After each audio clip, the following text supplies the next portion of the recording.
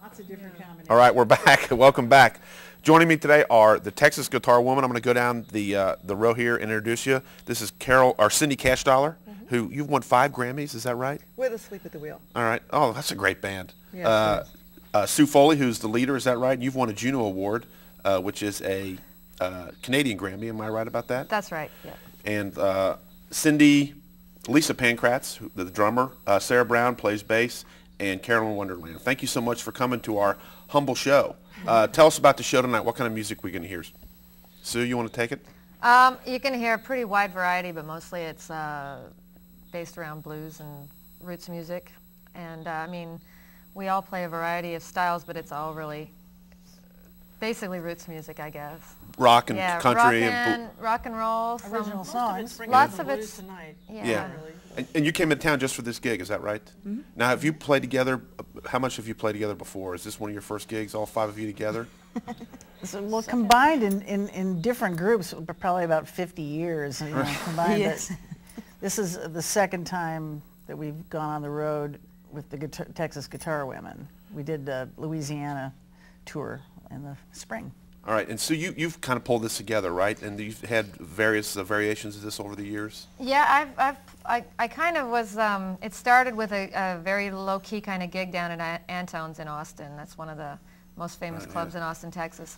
And Susan Antone, one of the owners, said she wanted a girl night, and I said, you know, let's both pull together a bunch of guitar players, because I was working on this book called Guitar Woman, and it's kind of been a theme of things I've been doing, and there's so many good players down there. Yeah. So many players to pull from, and Cindy and I used to hang out when I lived in Austin, and I mean, I know all these ladies from when I lived there, and so it was just easy to pull everybody together. And are you going to keep touring?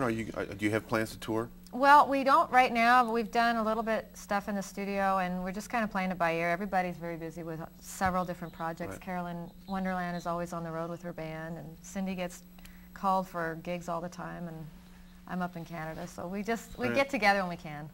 And you came down just to do our show. How about that? I wish we would have had the animals on. Last week we had animals on here running around. And we got them adopted. I wanted to say that. Puddin', remember the little dog I was holding? He got adopted after the show came out. I know. We were going to adopt him. We called Monday morning, and he was already, there was a little old man there adopted him, so that was great. Well, what band are you playing with right now, Carolyn? Oh, mine is called Carolyn Wonderland. That ensures I don't get fired.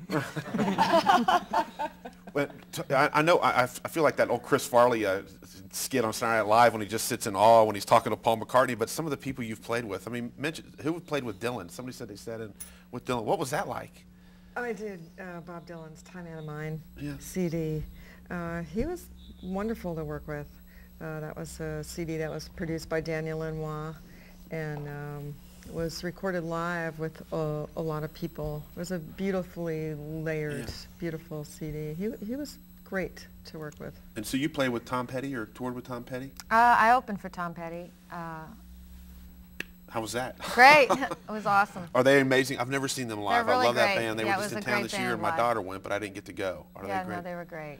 Is it the touring life? Is it a lot of fun? Is it much more fun than the studio work, or is it a grind? I'd like to ask each of you that. Yeah, it depends. Right. The answer is yes. Right. Absolutely yes. I mean, what's the longest tour you've ever done? 7 years. We did a crazy one this summer. It was 28 shows, 30 days, 9,000 miles, 3 people. My God. So that was long and crazy. Is it a lot of fun? I mean, there's some good parties, but does it wear you out too? We don't really party except the show. That's it. You know, most of it's work. Yeah, it's a glorified bus ride. Right. Yeah, I can't imagine it. Yeah. All right. It's not what people think it is. Yeah. No, I'm sure it's not. Not at all. It's a job. Yeah. All right. It's a grueling job actually, and most people aren't cut out for it. You get paid to travel. Yeah. Yeah. That short amount of time you're up on stage is really, I always that's think. the fun part. Yeah, that's the rest of us. And that's such a small part of your day. Lots of hurry up and wait. We're experts at hurry up and wait. All right, we're going to quit talking here. We're going to hear some great music.